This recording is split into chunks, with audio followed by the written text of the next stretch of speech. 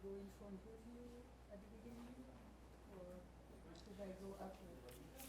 You can if you wish. I don't know. My skirting loose.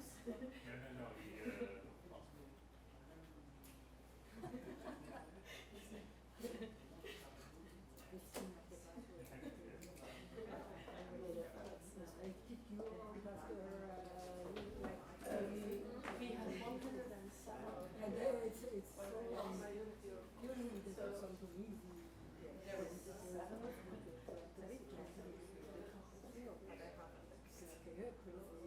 And correct or whatever. I sometimes feel they don't know Yes, but it's because here it's one thing. And when you are on the book, you have to show something, and then you kind of connect. And yeah, I never now.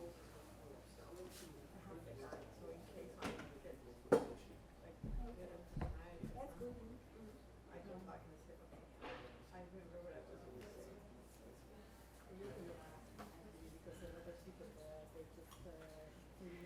Even if it is 4:30, in view that there are 107 participants to this session, I think it would be best if we give it another 5 minutes and let people come into the room.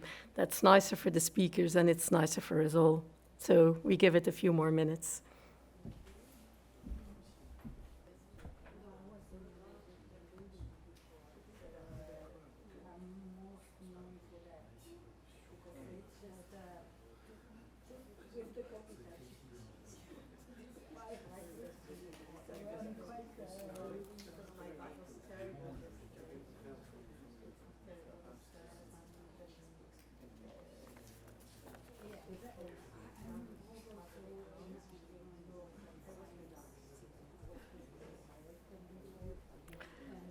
Not to run too much over time, shall we make a start?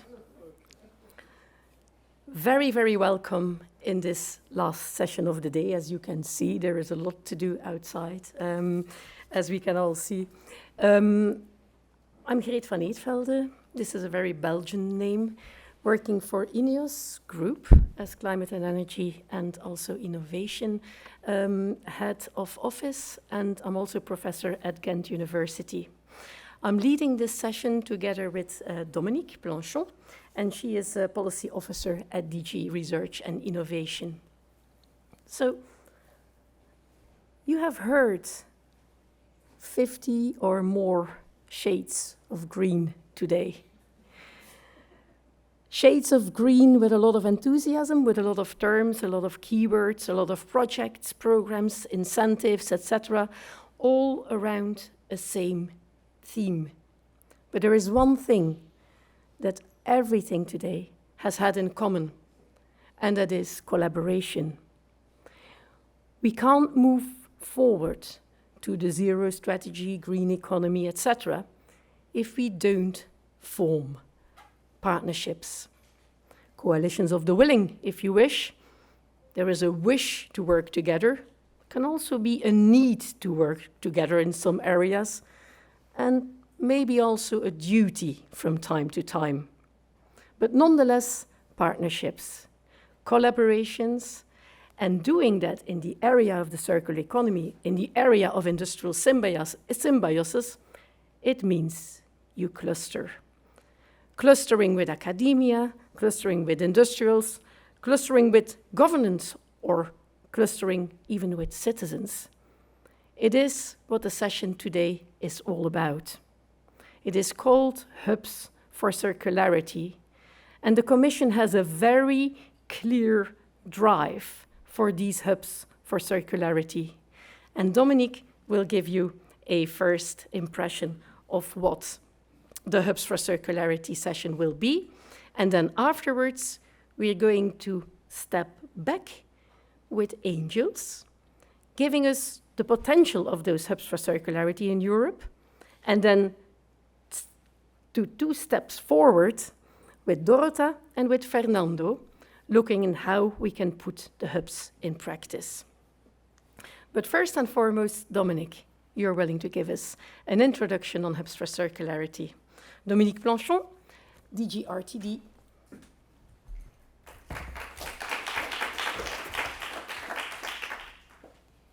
Thank you. Hi, everybody. So, well, we just published this nice infographic about the Hubs for Circularity vision of the Commission. So, but that's very simple, and if you want some more info, I suggest you visit our website. But now, in a few words, how the Commission sees the concept is really to set lighthouse demonstrator plans of near commercial size to deploy cross-sectorial collaboration with the help of the most innovative technologies to reduce and optimize the use of resources. That means feedstock, energy, and water, and all that in a profitable way. So it's a big challenge, very ambitious. We want to implement these systemic solutions, based on industrial symbiosis, on even, depending on the case, on urban industrial symbiosis.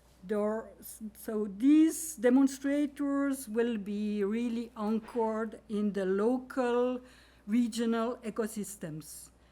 That's not a rigid way. It can be also pluri-regional or cross-border areas, but it's strongly anchored locally in really heavy industrialized areas where not all, but some infrastructure are already present, and that can be used to use all the resource, including investment with specific funding strategies. And we want to involve all stakeholders into that. So there will be win-win solutions with a strong social innovation dimension.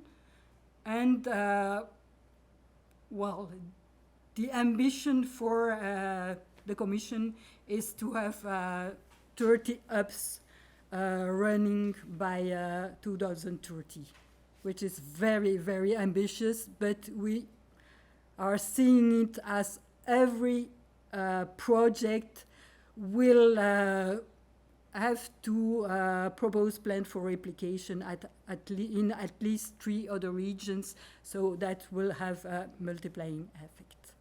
So I shut up now and pass the floor to my industrial followers. Thank you, Dominique. It's quite a stretch to get up enough with 2 people, so be careful. First lady to call to the floor is Angels Orduña. She is the executive director of Aspire, but she is the very driver, brain and heart of Hubs for Circularity. Starting from resource efficiency at the very, very beginning of when it was still Spire, and moving into processes for planet now, putting the process industry at the front of those hubs and clusters. She will give you a presentation on how those hubs can evolve, what the concept of the hubs is, and what the potential of the hubs in Europe is. Angels, the floor is yours. Thank you very much, Gret. Oh, sorry. It's a pleasure to be introduced by a moderator who pronounces my name so well, first of all. And now it's true that I was one of the penholders to define the hubs. I'm not the only one who created the hubs concept, so that's also important to acknowledge. Let me, move on the... So first of all, I want to frame the hubs into the wider context of processes for planet. So I represent Aspire, which represents 10 sectors of the process industry. And Processes for Planet is the partnership that we run together with the European Commission, DG RTD, with Dominique and Jürgen, and other people, of course. And why do we have this partnership? First of all, because we developed a SRIA, a Strategic Research and Innovation Agenda. Without that, we would not have been able to sign the contract with the Commission, the MOU, right? And in this SRIA, we developed, it's highly ambitious, yeah? And we have 3 main ambitions. So first, the net zero emissions goal, then the near zero landfilling, I should add the near zero water discharge also, and then process industry competitiveness, global competitiveness. We developed 14 innovation areas, 36 innovation programs, and we have identified 2 key initiatives. One is the first-of-a-kind plants, and the other one is the hubs for circularity. And today I'm going to focus on the second one. So what are the hubs for circularity? Let's put it into context with the circular economy, because some people tend to think that it's the same, but it's not the same, yeah? So circularity is a much wider concept, yeah? And the hubs for circularity are a tool to reach the real circularity. Circularity, I'm not going to read the slide, you can see it there, but circularity includes different facets. It includes repairing, reuse, refurbishing. Yeah, we are not talking about this when we talk about the hubs for circularity. What we are talking about is about upcycling. The seed of the hubs for circularity was the fact that the process industries have this capacity to reintroduce in the system bulk amounts of waste turned into secondary resources. And that way, we will avoid landfilling. But we talk about real circularity because not all the waste which is out there can be reintroduced in the system without causing a major environmental damage. And that's not the goal. So that waste should not be reintroduced in the system. However, we should aim at having near 100% of the waste to be able to be upcycled. And then we talk about eco-design also. So this is the concept. And here, industrial symbiosis is a great tool, and it's this reuse of the materials, the resources, the energy streams from the industry. Aspire partnership became very strong under Horizon 2020 in industrial symbiosis. But then when we created the next SRIA 2050, we saw, okay, we learned from the Aspire projects, and we saw the next step is industrial urban symbiosis. It's not only the waste of the industries, it's the waste of the municipalities. So this is to put everything into context, because there are many other hubs out there, innovation hubs from Climate Kick, as Fernando will present. Well, I don't know whether you will present, but you represent them also, and other hubs. But then EIT Raw Materials has also hubs. But we are talking about hubs where the presence of the process industry is important, yeah? Because the process industry is the basis for the hubs. Without the process industry, the upcycling goal cannot be achieved, and then real circularity cannot be achieved. The real goal is to close the loops, the energy loops, the resources loops, and also the data loops. So there have been several mappings done. This morning in the mission session, I have presented 3 other mappings. And now I'm basing on one map from the University of Ghent that you can see on the screen. And the characteristic of this map is that it focuses, the goal is to identify areas in Europe with potential to develop the hubs for circularity. That's the main characteristic. And then it's also interesting to know that it was developed out of 3 algorithms. 2 of them were discarded, and one of them was selected because it allowed to select or to identify the areas where there was a great geographical clusterization of industries, but with flexibility and in an intuitive way. Yeah, so it didn't need some predefined parameters, and that was the important of this. This is the importance also of this map. So, what are the main conclusions? Yeah, so across Europe, there is more concentration of industries, geographical concentration or clusterization of industries in Western European countries. So there is high potential there for hubs identification.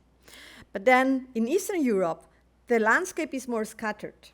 So additional incentives will be needed. There are even points, if you see some of the black points, where no industries are identified, for example. Of course, the map is small, so you cannot say which is exactly the point, but the map gives an orientation, which is important. In terms of sectors, they have identified also that the level of clusterization is different depending on the sectors. So, for example, for petrochemicals, there is a high geographical clusterization of more than 70% in most of the cases. However, for example, for aluminium, for cement, or for lime, the clusterization is lower. It could be 45%. It could reach up to 65%. And this is due to the nature of the activity. Sometimes even, for example, the lime industry needs to be placed near the quarries, and then they're a bit more isolated. Yeah? So this is important. And in the urban areas, it's also important to see that when the urban area is involved, the clusterization increases by a third. So that's important. It means that most cities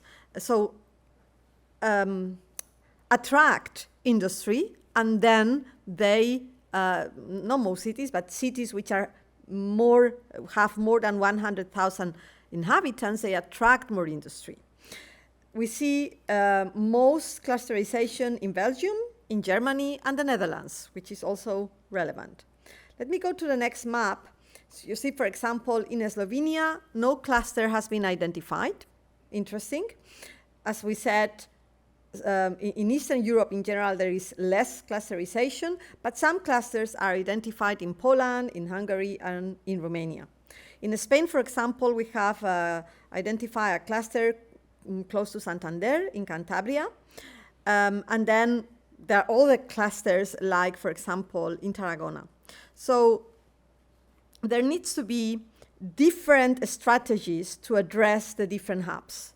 So hubs like, for example, Tarragona or Cantabria, which will be bigger, which have a higher concentration of industry, can become really industrial urban symbiosis hubs by taking the benefit of all the streets generated in the same region. But they also can have a joint voice with the public sector that maybe a solo rider in Eastern Europe cannot have. However, a solo rider, to use a metaphoric wording, in Eastern Europe can also be very important as a local leader that tracks the growth of SMEs and attracts SMEs, and that's important. And then also they can, they need to consider in Eastern Europe wider geographical areas for the hubs, and they need to consider the value chain. For example, I'm sorry, but I'm from Tarragona, so I know the case very well. There is a great concentration of chemical industry.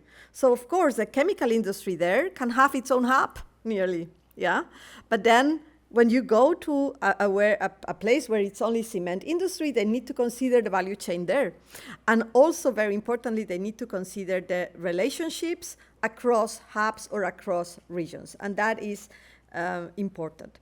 It's important for me also to highlight that this map does not consider all the process industry sectors. In fact, there's no map yet that considers all the process industry sectors. And it would be great that in the next year we can maybe be in another conference and I can showcase that map. But it's a great advancement, so it's good. So let me showcase the case of smart delta resources. So you see that there is, you see the map, there is a high concentration, so there are several industries that are involved. And they have two transition paths. One is on industrial symbiosis and another on the CO2 reduction path. So they have a robust and cost-effective electricity network infrastructure, geothermic potential, steel to chemicals. They have a lot of potential for many types of symbiotic relations. They have the port of Antwerp that can connect them to different areas. Antwerp, Bruges, Antwerp, Rotterdam, you name it. Yeah. So some areas like this one could really become lighthouses for the hubs for circularity, for the smaller ones in remote areas. Then there is one thing that all the hubs will need, and that is support. They will need knowledge, yeah? And then, sorry, they will need knowledge, they will need access to knowledge and tools on the waste streams, they will need to be connected, and they will need support to understand their business, the potential of business. So in the Processes for Planet SRIA, we also identify and define the European community of practice to support the hubs. I'm not going to extend on that because Dorota will do that. But what I want to highlight is that the hubs for circularity need to be this new paradigm of circularity for Europe. And if we achieve that, I'm pretty sure we will achieve the EU Green Deal goals and the circularity package goals. That's very important. But the hubs need full ecosystems, and that's something to cover. So we have 2 projects now, which one is Hubs for Circularity ECOP, and another one is Hubs for Circularity Europe. And these 2 projects, supported by Horizon Europe under Processes for one of Processes for Planet calls, have a big challenge. It's to build together a single European community of practice, and then to achieve all this impact that the hubs need to deliver. The net zero, both for cities and for the industry, closing the loops, and competitiveness, including the upskills workforce and some non-technological aspects. With that, I finalize. But I would like to invite you and remind you, if you have listened to me before or if you have been in Processes for Planet Village, that we have launched this initiative of the Pledge for Planet, and you have until midnight today to send us a Pledge for Planet. And if your Pledge for Planet is very, very ambitious, you may be given a gift tomorrow at 10 a.m. in front of here, yeah, in the village there in front of here, yeah, during our morning coffee for the planet. Okay? Thank you.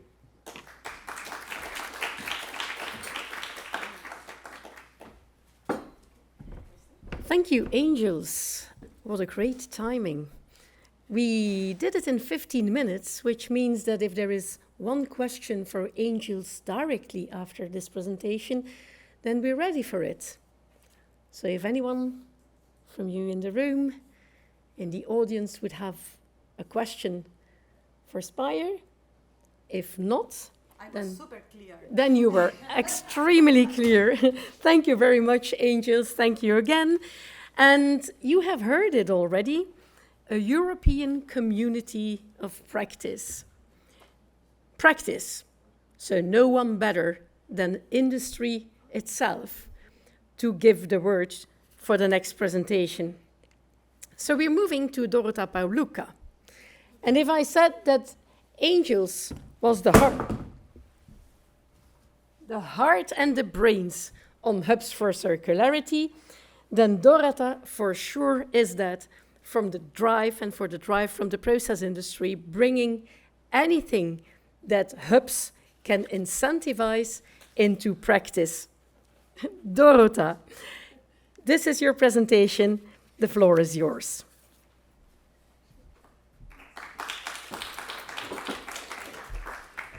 Thank you very much, Red. Good afternoon, everybody. Thank you for the nice introduction, and thank you for the previous presentations. I don't know if you today maybe visited the previous one of the previous sessions where about green manufacturing, where a colleague of mine was presenting our company, Covestro. And he said one important sentence I would like to connect to is that innovation and collaboration are in our DNA.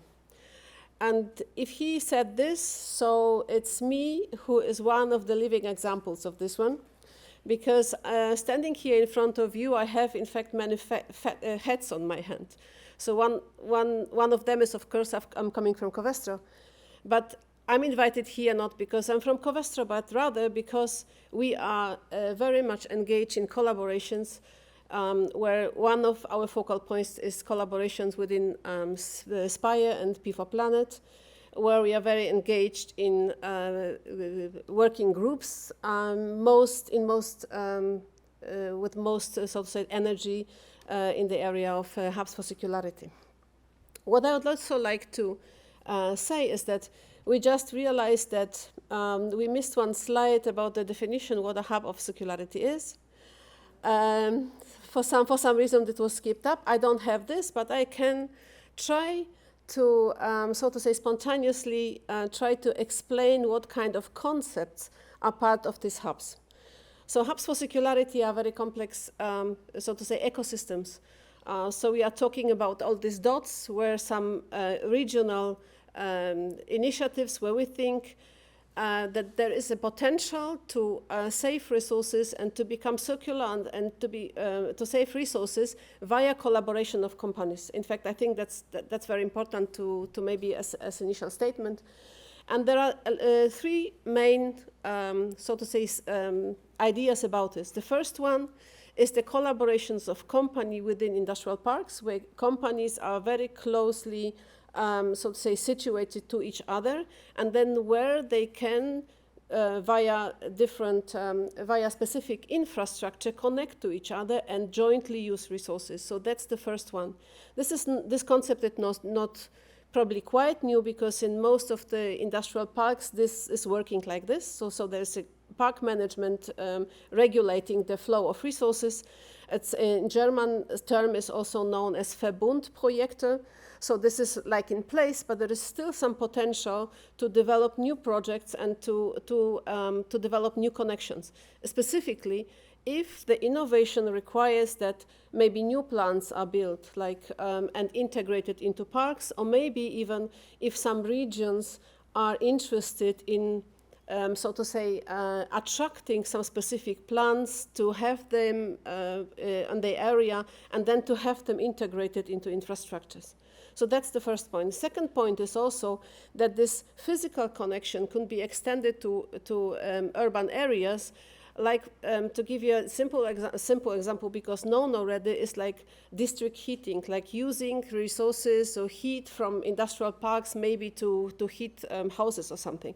Or maybe, but the important issue is about this, that there is, again, a physical connection between those infrastructures. And there is also a third, so to say, idea behind this, is building recycling value chains. So this value chains, specifically, if it comes to global companies and be large in process industries, are usually global companies. Of course, you cannot have all the infrastructure and all the companies within one. So one area. It's not possible. So not everyone wants to have in front of his garden recycling companies for all the possible waste, for example. So of course there will be a necessity to manage resources and to see which resources will be recycled where, how to distribute, so to say, the sites, and how to organize. It's an incredibly complex issue, because it requires some coordination activities with this. One important factor about this, that all these three, so to say, all these three concepts require a lot of interactions with all stakeholders, like collaborations along value chains. We were talking today, there was a talk in one of the previous sessions about, so to say, collaboration with whole the value chain. So it starts with the provision of some materials, with the recycling, but also working with customer industries to introduce the recycled materials directly into the system, but also to prepare the regional stakeholders for the implementation of the technology. I think it's very important, because usually we have different projects and they go for many years, and from low TRL to a very high one, but then you have the technology, but the implementations takes a lot of time, and sometimes it takes a lot of activation energy to have this implementation. So the idea with these hubs is to develop all the things at the same time, so to say, develop technology, but at the same time to see if concepts can be also developed for future implementation as soon as the technology is working. And this required also the society and so on. So that's maybe to make it for a start for the community of practice. And now I'd like to start with the first slide and refer to the expectations, the very high expectations that are in place in connection with hubs for circularity.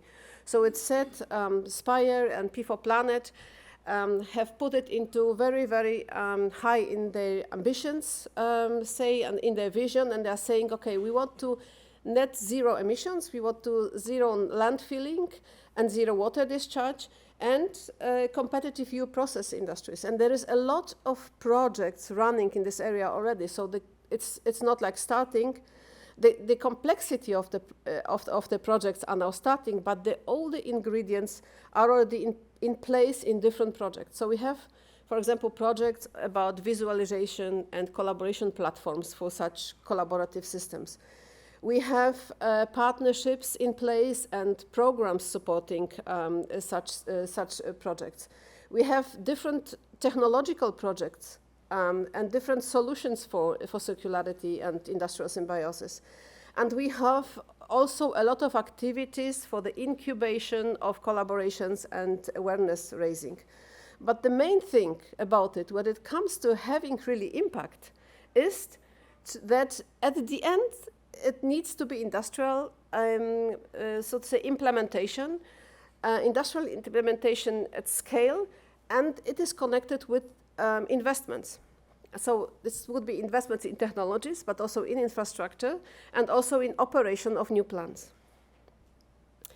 Very nice, but it is very, very easily said. Of course, industry needs to invest and so on, but there is still, even it's a nice concept and a great vision, there is still a lot of bottlenecks in place that make real investments decision really difficult. So first of all, it could be, I have here a few bullet points to give you examples, that it is not exhaustive list, but a few bullet points. For example, there could be a technological issue in some waste stream. So imagine you develop a recycling technologies, but there is still some impurity in your material, you cannot use it. So you develop something which is promising, but not really a basis for a decision for a large investment in the company. Also, it could be knowledge missing that some technologies and solutions are developed at some other places. So maybe if we know we can buy it, we don't need to reinvent it from scratch. Very important issue is that there must be a business case. It must be an economic business case. It needs to be competitive. It needs to bring profit or at least no loss. So new business models are necessary for the changed collaboration system and change value chains. What is also necessary is co-investment models. We are talking about the idea of hubs for circularity is also another charm, because the goal is also to bring all the stakeholders together for the implementation. So you would have investments on the European level, support on the European level, but also on the regional level if you are invested in a specific region. So connecting to regional authorities could help really for the implementation and could help to mitigate the risk for the industries that of course are investing, are the main investors in this area. Another issue would be, for example, imagine in some industrial parks you have companies that really want to connect.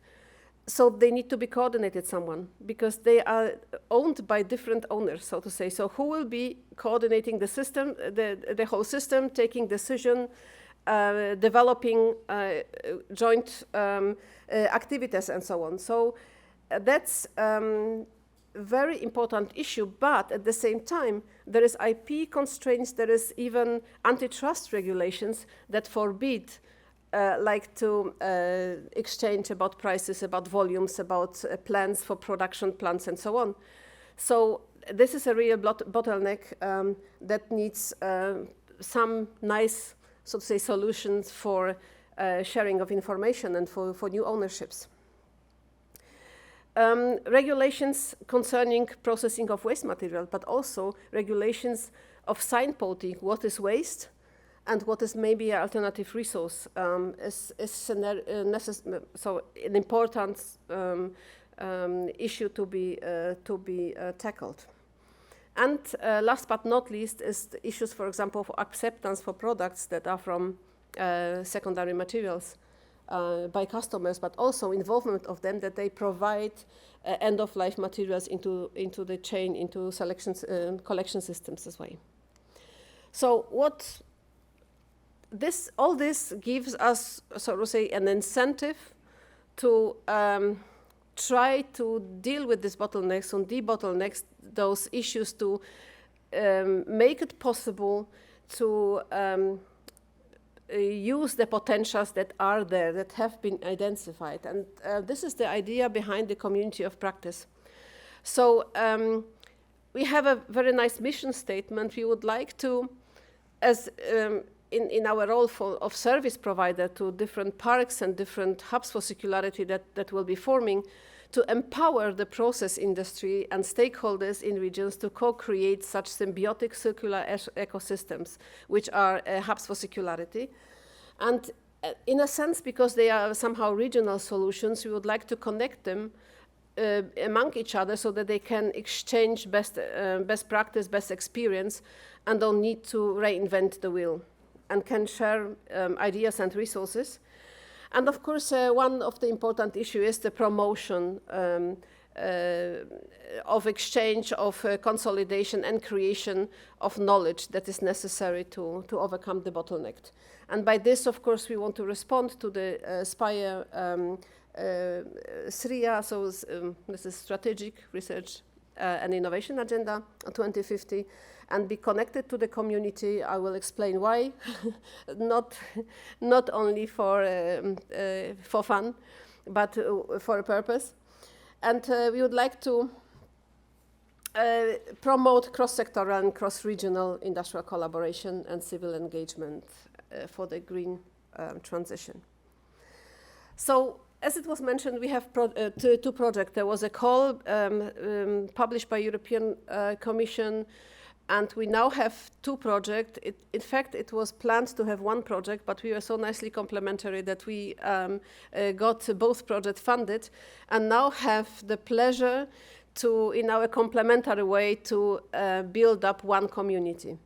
It is not without challenges, because of course each project was developed in a so to say a different way, because we are competitors, so everybody was behind the doors. So now need to somehow, someone said, we need to be the first example of industrial symbiosis. So you say completely different owners, but then you need to connect, right? So, so this is what we are trying to do, but we managed to align with each other. So we are starting this month, so it's very fresh, but we managed to agree about an alignment and a specific pathway, how we want to proceed with creating the community and providing the right service that can be evaluated.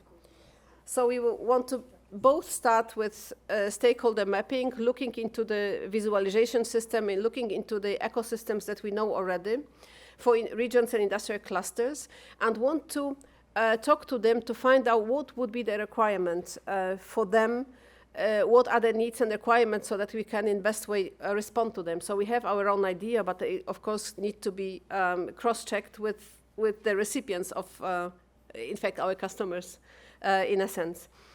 And then you would create an online knowledge base that would knowledge and collaboration base that would help us to keep the community together, so to say. And then we want to deep dive into different different concept of industrial symbiosis, industrial urban symbiosis, and circular system to see how we can find out what the best practices are. And I think what hopefully makes it more, so to say, measurable and more operational is the idea how we can at all measure these hubs. How can we see how advanced they are, what kind of bottlenecks necessary to bring them to the next advancement level, and so on. So there would be also one part of the project dealing with KPI and some methods of evaluation. And out of this, of course, there should be a specific roadmap also that would address specific bottlenecks that needs to be funded and supported in the future so that we can have an advancement on this. So here I would deep dive a little bit more maybe into some, but maybe without being too detailed, into some main aspects of the community, main aspects of the work that we want to do, to give you some impression. So we would like to start building the community from activities that we know that there are already. So we saw nice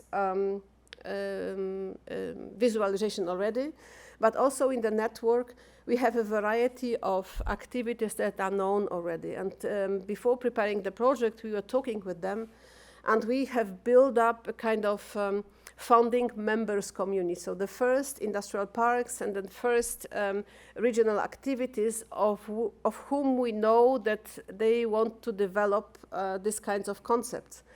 So having these founding members first on board, and having all our experts from the network on board with whom we are collaborating all the time, you would see it as a seed for the community. But then we would map and look what stakeholders, what initiatives we can still activate to be part of the network. And of course, there will be a variety of different activities to keep the network living as well. And at the end, a kind of sustainability strategy, how to keep it alive also beyond the lifetime of the project.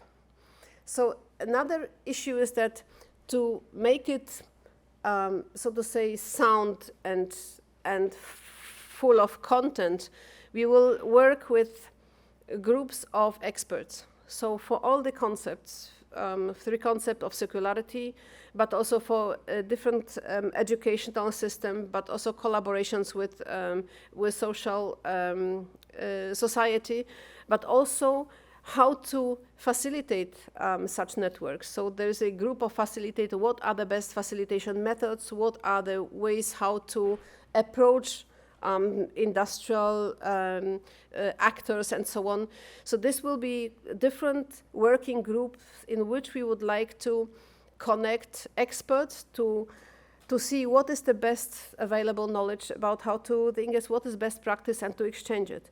And then generalize this to some knowledge that can be made available for the whole network. Important issues about this is to keep it, so to say, trustful, so that people can really talk about bottlenecks and not only about visions, but really what is the thing hindering us in order to, before progressing.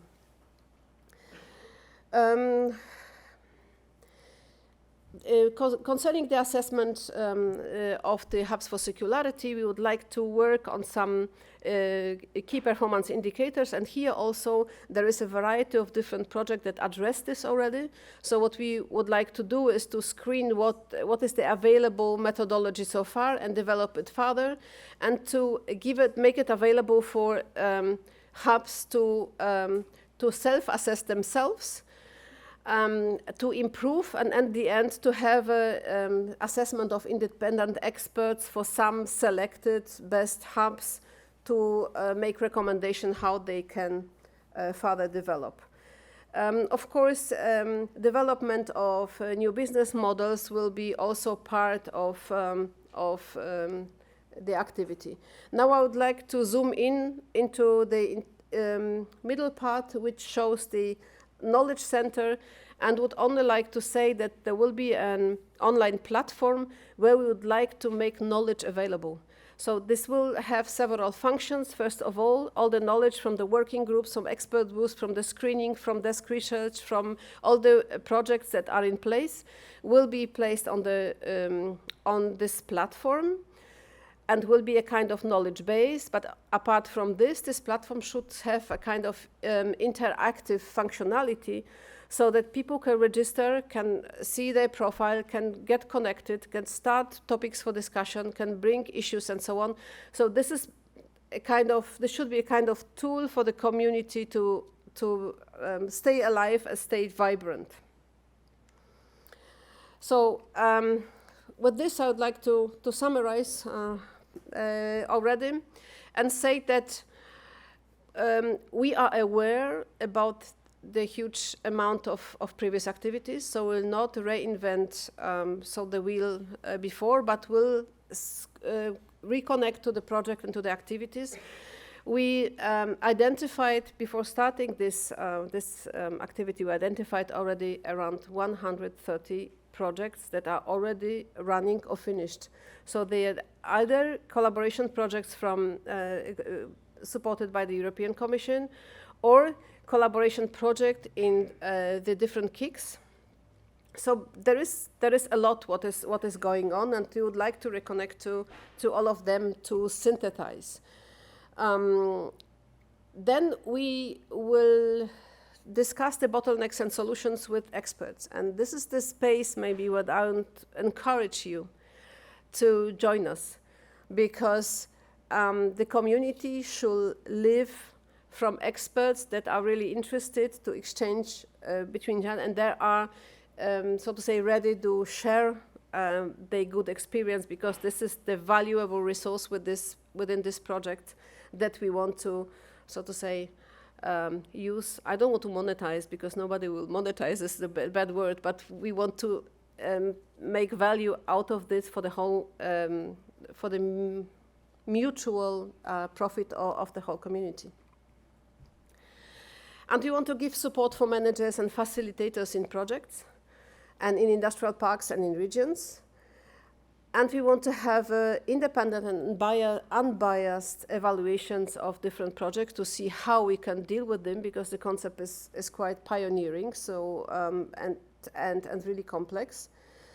And we would like to reach replication and continuation for the community and replications for the different hubs, because I think it's, as we saw on the map, it seems to be unlimited how much we can replicate. So with this, I would like to ask you to join us, to come back to us and to be part of our community. Thank you very much.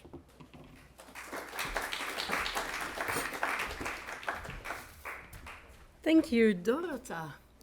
And thank you very much for enlightening us so long and so deep on Hubs for Circularity. You're still in time, so that's really good. We have all heard that Dorota has a few hats, but what I didn't say very clearly, but what you have heard in the presentation, is that Dorota is the Global Alliances Manager at Covestro. What a beautiful name for a beautiful role that really works into forming these collaborations indeed. So Dorota, in her presentation, has given us the industrial view on Hubs for Circularity. She has stayed at a very high level, but nonetheless you could have felt that there is a lot of industrial drive, a process industry drive into Hubs for Circularity. But there is also the other side. There is the research and academia side, where we want to have input, where we want to feel support. And there is indeed another initiative which will be presented by Fernando Diaz-Lopez, and I'm hoping that I'm saying it as correct as I did for angels, who will now enlighten us on demonstration projects. And Fernando is the head of research strategy. I really need my paper here because it's such a long title. Head of research strategy, partnerships, and programs at the European Climate Kick. Fernando, please come and finalize our day so that we can have a very good discussion afterwards. Thank you very much.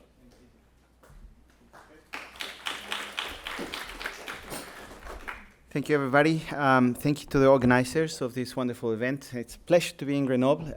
I grew up in a valley just like this one with mountains around, and makes me feel a bit nostalgic. I'm not missing the weather though, because today it's a bit chilly, and this morning was quite warm. But it's a pleasure to be here. Merci beaucoup aussi pour tous les partenaires et tous les staffs qui travaillent beaucoup pour arriver aujourd'hui. Hein. It's impressive also the number of staff around. Thank you, Gret. Thank you to my co-panelists. And yes, I do work for Climate Kick. It's an entity supported by the European Institute of Technology. And if I would tell you my internal title, you wouldn't understand it. We have this really unusual names, orchestrators and things like that. Like, what does it mean? Well, in practice, what I'm presenting you today is really the result of a 10 or 15-year process that started in the Netherlands. Climate Kick is headquartered in Amsterdam, around an idea when the EIT launched the call for the knowledge and innovation community for climate. So a number of partners gathered together, and then they had this idea that you can transform systems, that you can transform, not only the product or not only the value chain, but you can really tackle, this system as a whole.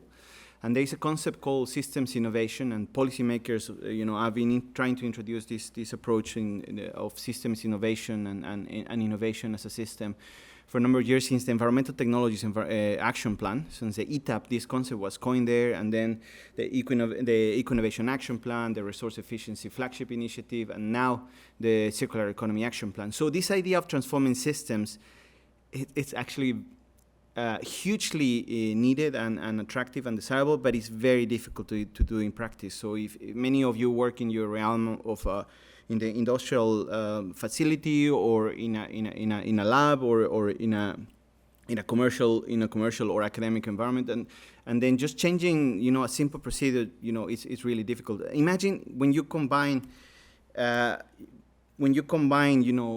doors beyond what you can actually transform within your company or your organization. It's actually super difficult.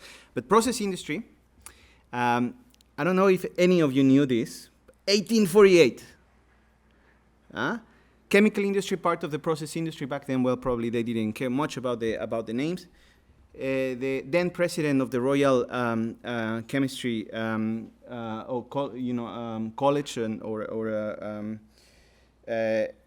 the Royal College had a statement that says, well, basically, we are fools if we waste resources. In an ideal chemical factory, everything is usable. And actually, the first environmental technology was created back then at a company. Actually, was created by a company that today is Unilever. Did you know that? No, I'll recommend you some reading about that. But back then, it was already very clear that polluting was actually causing distortion to the environment and causing distortion to society.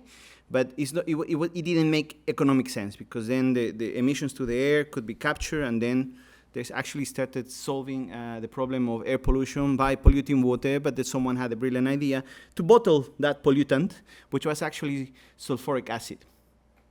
The first case of industrial symbiosis, 1848, more or less. 1860s, there was the first environmental technology, and the Royal Alkali Law, so regulation was coupled with technology developments. And this industry has always, been subject to public judgment. And they say, well, whenever there is an accident, there is always a problem.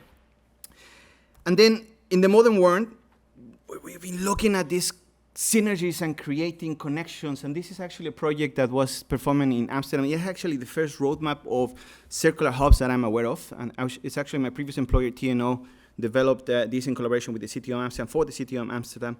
And back then the idea was that if you can identify synergies, waste streams from one area of the city that can feed into another area of the city, you can actually create solutions. And then they were talking about protein, using waste sludge with an enzyme from the University of Ghent that could transform and sell into proteins and then feed schools with cookies and things like that. Didn't work out. And it's been really difficult, but fascinating project because of challenges, because of regulations, because of business models not being right there. Although there was a champion. So in this quest for circularity and in this quest for circularity hubs, the idea of transforming systems, it's been there. So at Climate Kick, we are a mixture of practitioners, scientists, academics, and industrialists, and we're a mixture of everything. And it's a bunch of 300 people that believe that we can transform systems and that we need to do it now because the 1.5 degrees Celsius target, it's actually very difficult to achieve and there is a sense of emergency. But I think this sense of emergency is also coupled with a sense of opportunity. Those companies that already being the pioneers are really grasping the benefits of being a front runner. And then this idea of demonstrating deeply that you can actually transform a system, whether the system is a few companies in an industrial site or a value chain or a city connected to a few of those economic sectors value chains at the local level, regional, national level, is something that we're testing, experimenting with pioneers because it's not easy to deal with risk. And then at the same time remaining competitive, remaining socially driven, dealing with uncertainty and all of that. So Dorota and Angels have mentioned something that it's key in tackling any process of change, and is removing barriers, removing bottlenecks, and transforming them into drivers or enablers or levers for change. And this is what we do with the deep demonstrations approach. Until now, I haven't spoken about the industrial symbiosis of circular economy. And the reason for this is that the systems innovation, the demonstrations approach is a service. It's systems innovation as a service. It's a service approach that looks at what is out there, already there, and looks at depending if you are talking about a port or an industrial site or a value chain or a city or a region, we actually look at becoming or transforming it into net zero, resilient, or circular, depending on what it is. And when there is already a good basis of, material flows there or ideas, this is the vision that, we want to become, zero emissions in terms of water, and this is, the signature for our industry. Or a city says, well, we have lots and lots of agriculture and waste. We want to do something with it. There needs to be that initial sense of direction in order to say, well, there is an opportunity, working together, we can create a portfolio approach, and then you will hear, those of you that are familiar with the Brussels ecosystem, the European Institute, Innovation Councils and EIT and a few others, they use this word portfolio, but this is actually portfolio comes from project management.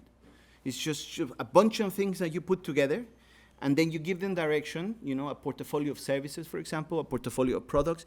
So the portfolio of research and innovation is really that bundle of activities that while removing bottlenecks, you prioritize and you develop a critical path, and then you arrive there in year 1, year 2, year 3, and then some things are impossible to achieve today, and hopefully by removing barriers and working together with public-private partnerships, you can do it in the future. Now, we are just experimenting, and this is risky business when you talk to industry, because where is the business case in that? Well, we are doing it because of the sense of urgency, and then obviously we are taking advantage that we are using public money, taxpayers' money is trusting us with this approach. And the deep demonstrations approach has been named by an independent review board just this year, global best practice. So what that means that there is nothing else that is so daring and so challenging and so transformational that it's worth the try. Now, what this is about really in practice is it's an intervention approach. It's based on science, but it's a practitioners-led approach. That we basically need to understand an intent for doing things. We need to frame what the solutions can be. Then we can also work then later into develop a portfolio, prioritize that possible portfolio, and then really get the commitment, the firm commitment. And then we can start managing and giving it sense and implementing in practice. We have, and you see there in the left hand side of the screen, you see that when we have already the basis of something so wonderful like what Aspire and just have shown us, and it's the work of Gret and people at the Process for Planet and the university. When we have an idea of, what is the baseline, what cluster could be, what kind of synergies could be created, what kind of material flows, and then what connection to the territory, whether it's a city or a region, that in itself, it's a golden ticket to accelerate the process of transformation. It's not always the case in other industries. Textile industry, it's more difficult, not because it's not there, but because of the how the industry operates. Automotive, it's still even more complicated. Construction, don't even let me start. Anyone from construction industry? Build environment? No one. Yeah. Well, that once I asked someone who developed a cradle-to-cradle business building, and once I asked them, why don't you replicate this worldwide? I said, well, just getting my contractors to agree and meet the standard and the specifications has been so difficult that I don't even want to deal with it in India or in Mexico or somewhere else. It's the level of fragmentation and in terms of innovation and standards is quite deep. So what I was just trying to make the link is that when there is a solid foundation of things that you can measure, like for example the readiness level of an industrial symbiosis project or an industrial urban symbiosis project, or how much of a waste flow or how much of an economic potential a city could be with a circular economy roadmap, for example, that's already really valuable information to say, well, we can analyze the current system, we develop a vision, and this is a very Dutch thing to do. We develop a vision together and we move together. Anyone from the Netherlands here? So you know what I'm talking about, the polder model in practice, and then we sit together, and then a meeting and another meeting, and until we get it right, otherwise we get flooded, right? That's what's been happening in the Netherlands for centuries. So developing a vision, probably also in Flanders, I don't know. Yeah. Developing a vision is the basis for this, and it's so difficult to arrive there. We're currently, as I show you in this initial slide, we have started doing deep demonstrations, and it's a lot of learning for us, with ports, with industry, with cities. We're currently in a very ambitious project with the government of Slovenia that has entrusted Climate Kick and other KICs, because Climate Kick is the leader of a group of KICs, like Kick Raw Materials is involved, the GRC is now involved, and the collaboration is wonderful. But we are now in a process where we actually, you see the red dot there, maybe you see it there, over there. We are actually quite advanced already in the framing of a portfolio. But it has been a process of 3 years. 3 years to get there, but as you saw with the presentation of Angels, in Slovenia, the industrial basis for circularity in this case is not so straightforward. So there are many value chains that can be interesting. We could talk about the built environment, mobility, etc. But it's been a bit of a longer process to get there, to design the portfolio, and they say, well, okay, this is the information, but that portfolio is transformative. So it's really exciting that what you see here, and you will recognize the word synergy around there, but also performance and circular discovery process, is not a typical industrial project. It is a project that takes, what is needed in terms of capacities, what is needed in terms of financing, what is needed in terms of removing regulatory barriers or adding, policy levers, and together in harmony, ideally, you start moving, across this roadmap and this critical path that you develop. Now, in practice, it's much more complicated than this, but this illustration is just to show you that the deep demonstrations approach, has in this case, if the Slovenia case would have had a much stronger foundation of, for example, industrial ecology already there, or a material flow analysis already there to understand how it probably would have gone faster. But it's typically an approach that is targeted industrial ecosystems and innovation systems which are less mature, which are in a state of emergency. They are changing, they are becoming more mature. And that's actually an advantage because in Nordic countries, for example, or in the Netherlands or in Germany, transforming industrial sites or transforming industrial ecosystems is a bit more challenging because of other factors like the level of infrastructure is already developed or the number of capital rounds that you already have invested. So in emerging markets or in developing economies or in leapfroggers, or I'm not sure which terminology you would like to use. It could be a region, within Europe, within a country. Here in France, we have regions that are less developed than others, or in other parts of Europe or in other parts of the world. There is an advantage and an opportunity to really tackle, because there is a sense of emergency, but at the same time, there is an opportunity to transform. Just to give you one final thought, now we're also doing this in Ireland. In Ireland, we are less advanced. We are just in the visioning phase, and we are in the stage where the government has already decided, well, many things are possible. We would only want to focus in the bio-circular economy. And within that, we are defining with them a number of strategies for the agro-food value chain.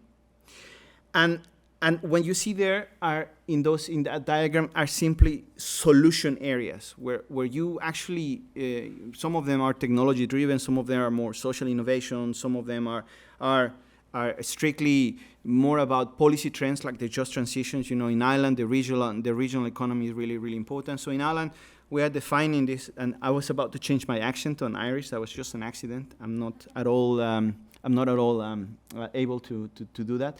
But in Ireland, my colleagues tell me that the process of setting up a vision and then focusing on a single value chain has its advantages. But I can imagine that the process won't be easy either.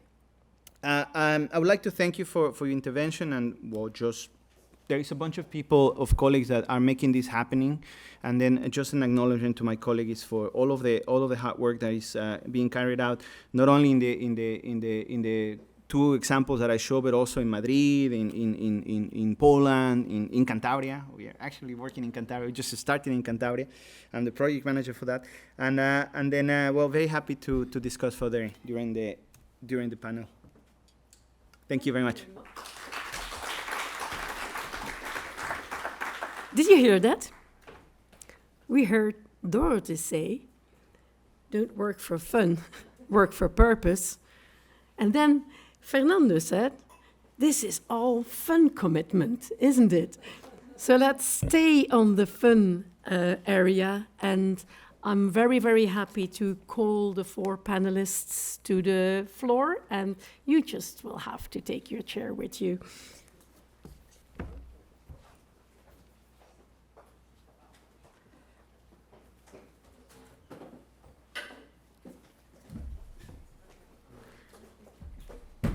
So while you're doing that, I'm just putting your names again on. I'm good. On the floor, on the screen. I'm so sorry. And I suggest. Well, you have heard a lot this afternoon. It was a session with quite some information. But what I would suggest, we won't use Slido here. But what I would suggest is that you think of 1 or 2 questions, keep them in your head. while we kick off the discussion with a few questions that we have already discussed up front, because any good panel, you know, is a panel that has discussions starting up front. And one of the things that I'm very sure you all are concerned about is there are so many initiatives.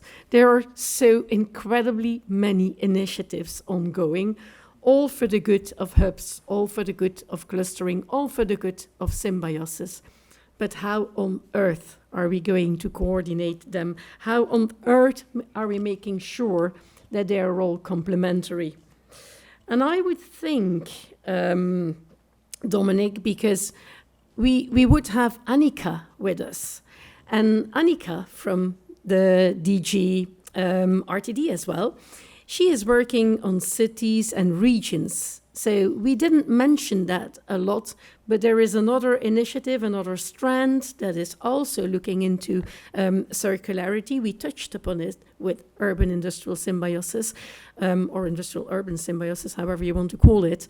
But Dominique, how do we make sure that all these initiatives are complementary? What would you say? We are trying hard at the Commission to implement the more synergies and actually to make them working. That's a lot of effort, of course. And with Cluster 4 and Cluster 6, there are a lot of goodwill. I must say that,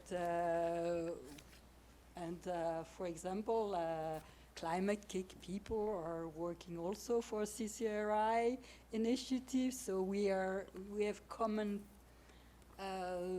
stakeholders that make sure that all of this will work. Can I ask you something? If you use a buzzword or if you use an abbreviation, maybe it makes sense to just say it in not shortened. So CCRI is the Community and Cities Regional Initiative.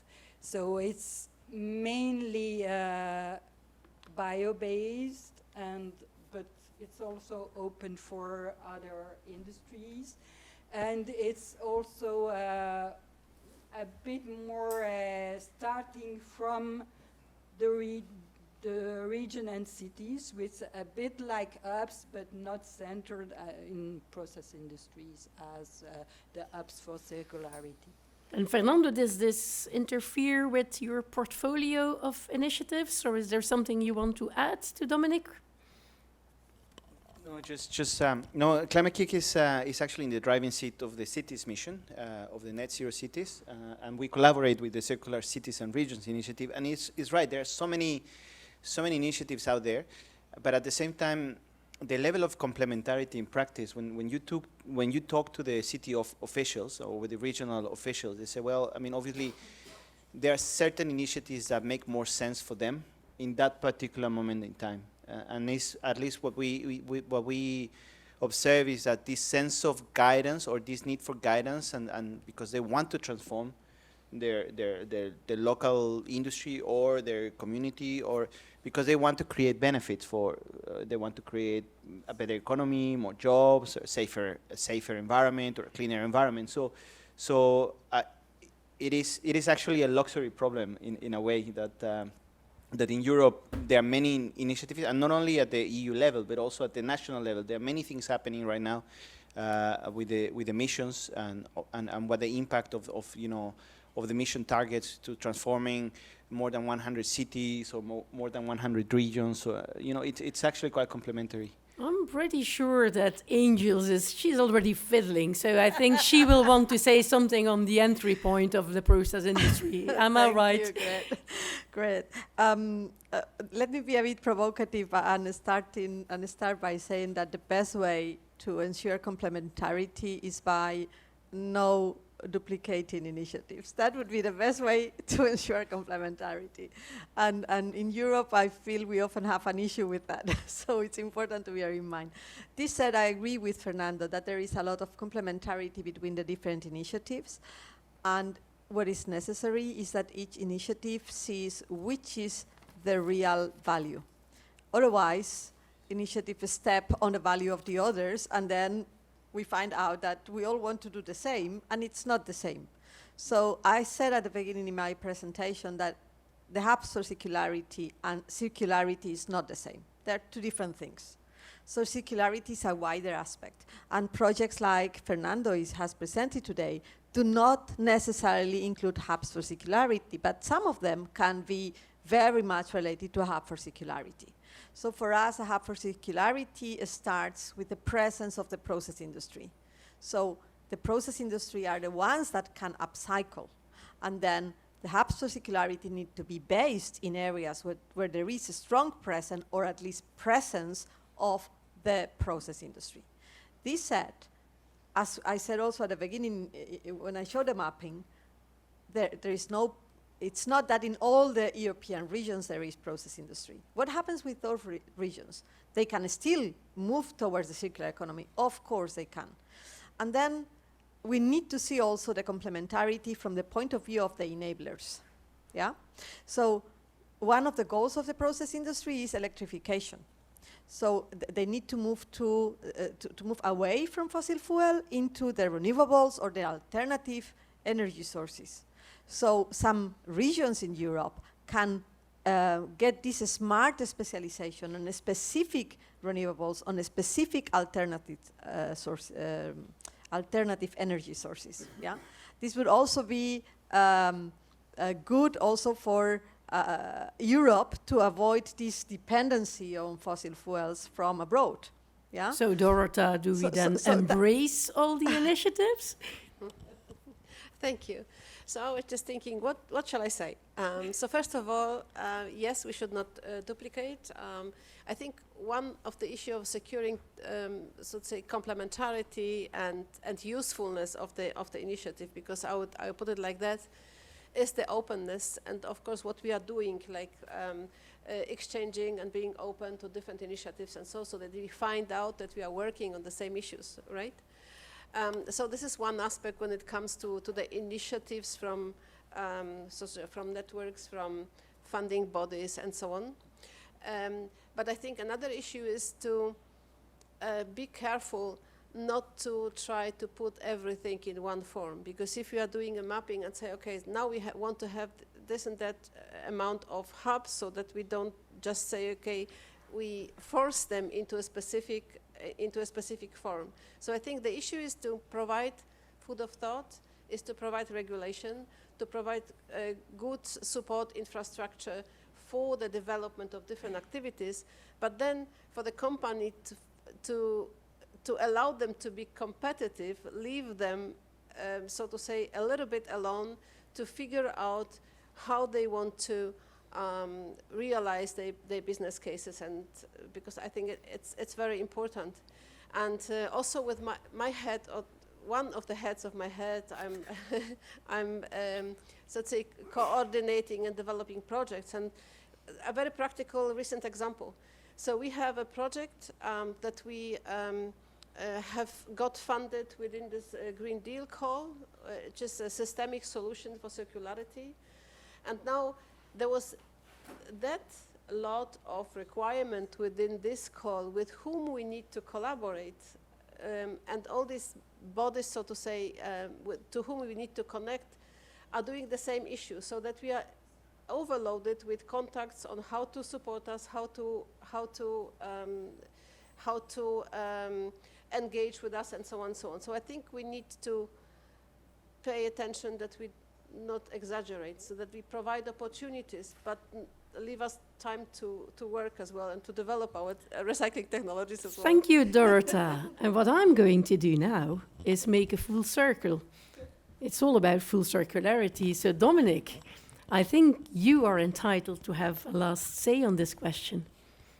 Well, I just want to add that our job at DG R&I and as pen holders for the work program is to make sure that industry RTOs get all the possibilities to develop technologies and tool what will be needed for the apps for circularity.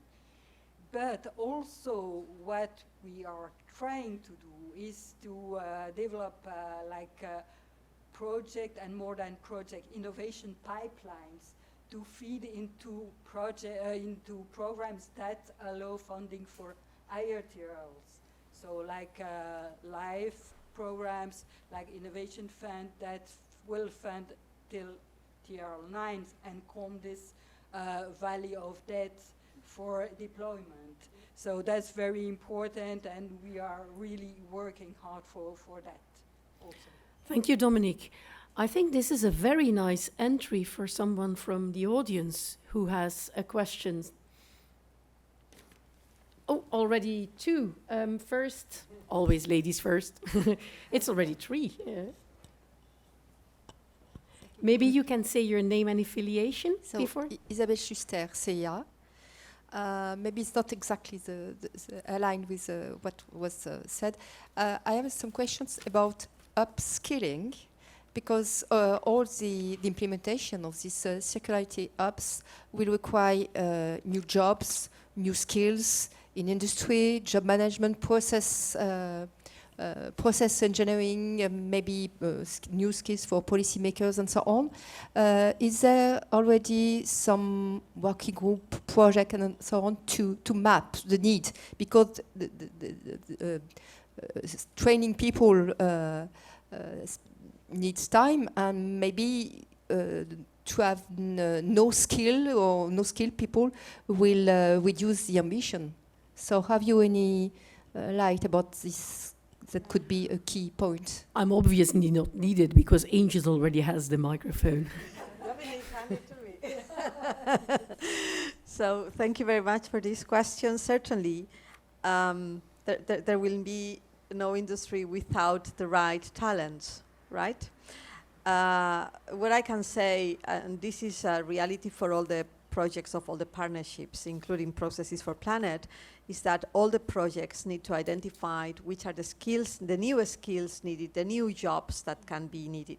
And then when we do the progress monitoring reports, or whatever name we are going to give them now, on the projects, then we gather what are these skills and what are these new jobs. On top, we have a project which is called Aspire Size. It's not funded by Horizon 2020 because the Horizon programs are research and innovation programs. It's funded by Erasmus+. And there we are working with the 10 sectors on identifying the newest skills that are needed for all the aspects on industrial urban symbiosis, including digital. And there are other projects like this, including the ESA project, which is another similar project for specifically in this case for steel sector, and which we collaborate with it. Yeah. So there are many initiatives on that. Thank you very much. I believe we have two more questions.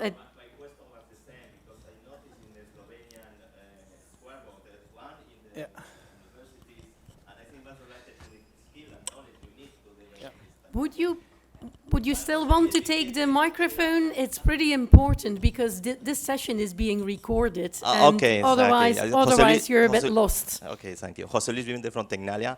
I had the same question. I noticed in the Slovenian presentation there was one box talking about university, and I said, okay, I think they're talking about skills and new knowledge, because we're dealing the things in a different way, more holistic, and just taking, so that is not the usual way. So you need to prepare the people also, okay, get advantage of people who knows more about this, but it's a learning process somehow. And then you identify the needs, but any feedback might be to have some specialized courses or to change the content of the university courses towards these needs. This would be the question I can do now. Anybody who wants to take this, but very short, because I'd really like to have this. Slovenia. It has to do with obviously the foundations of EIT knowledge and innovation communities. That one of the pillars of the KICs is educations, and Climate KIC and KIC Raw Materials are the only entities that provide training on circular economy for young people, vocational and university and on entrepreneurship. So now back to zooming to Slovenia, it clearly is one of the most pressing issues, not only upskilling but also reskilling.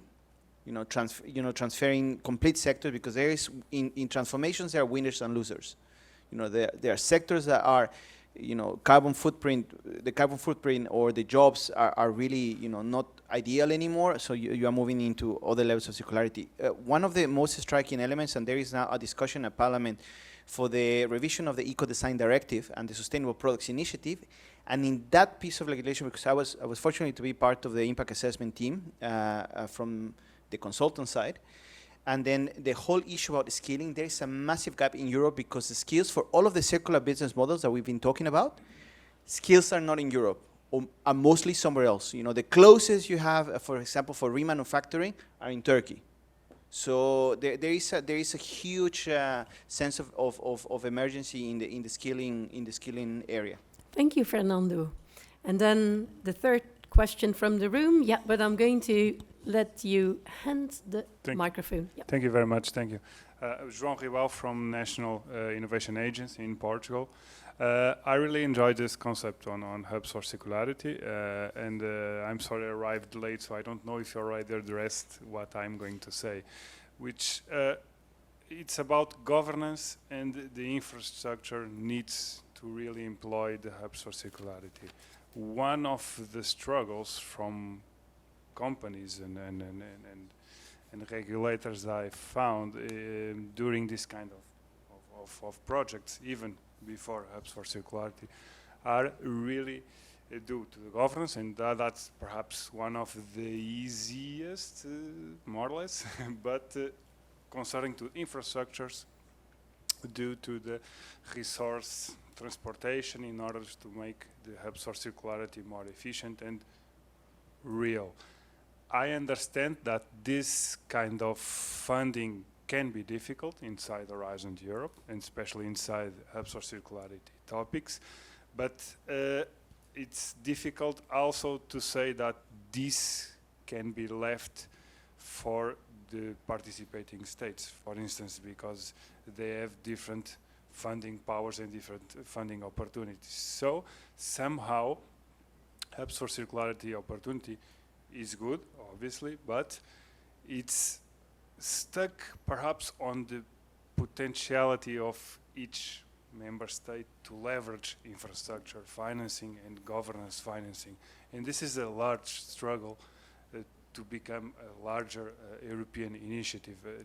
This is obviously a debate. I don't want any answer, but please can you elaborate about something? Let's try to give a short answer, or at least a reflection. And I think Dominic would be good and Angels would be good. Ah, we have Dorota. Dorota. Oh, okay. Dominic, you want to start or you want to give it directly to? Yes, I will start with, well, we are connecting for such kind of thing with regional funds, and so where the apps will be located should start the investment of the infrastructure. And some regions have more or less access to regional funds, but also to some member states specific funding for these infrastructure. And all of this should be leveraged into the hubs, and that's really the point there. We're already nearing the end of the session, so Dorota, very short for you. Very, very quick hint.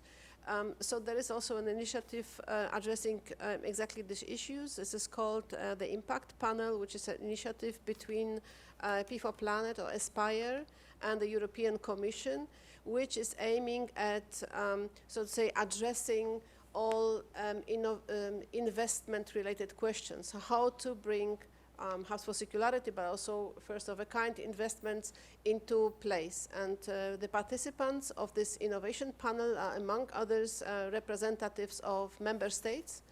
So there we want to initiate a discussion that will help us to find solution for such investments. So what these solutions are is an open question, because it's as you are saying, a very challenging question, but we are there to discuss with all the stakeholders all possible solutions that could be in place. Thank you.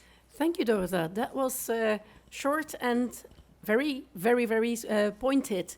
I've got one question to end this debate to all of you. What would be, and I really want you to answer very shortly, very short, what would be a potential role for SMEs in the whole story of Hubs for Circularity? I love this question. So He was not prepared. Because I always give this message that SMEs will be really very important in the hubs, because they can provide solutions that the large industries cannot provide. Thank you, The large industries are not the only ones, especially when it comes about waste management, for example. For example, indeed. Anybody else who wants to give a very short answer? Yeah, I will just reinforce what Angel said, that in waste valorization, specific adaptation from waste resource to larger companies, SMEs has a big role to take. And we plan to open specific calls for that, and also to associate that with another initiative we have with open innovation test beds that will help SMEs to test their development in that related fields, and we open that will accelerate the whole thing. And we have 2 more to go. Very short. Very short. When I think of SMEs, I also think of startups and scale-ups, okay? Because it's part of the realm of EIT Climate Kick and all EIT in general. But what I think of them at the Rolling Hub of Circularity as circularity service providers. So they are providers of solutions, and they can pin, and in different elements of the value chain, they can really be that linking pin that transforms. Dorota? So it's difficult to say something if everything was said already. From the perspective of a large company, I can also say that we are always very interested in collaborating with smaller companies. So we have different kinds of collaborations. For example, one for blockchain solutions, a nice Circularize company called Circularize, where we are working on solutions for tracking and tracing materials that come back for recycling as one possibility. But there is a lot of other opportunities for, as you said, new value chains for recyclability are, so to say, built. The connections and the collaborations change, and there is a lot of potential for new, very so to say, flexible and vivid companies to take the service role. Yes, thank you. Thank you very much. What I would answer, if that question would come to me, is that the SMEs are the glue between the process industries and all the actors in the collaboration, because they can actually make happen what big companies cannot and what industries incentivize to do. With that, I would very much like to thank Dorota, Angels, Fernando, and Dominic for a very good session. And I think you have found all the ingredients here to create some symbiosis of your own here in the Village Festival. Please enjoy the evening. Please join forces with all of you, with all the people in this InTech conference. And we really hope to see you again. Thank you very much.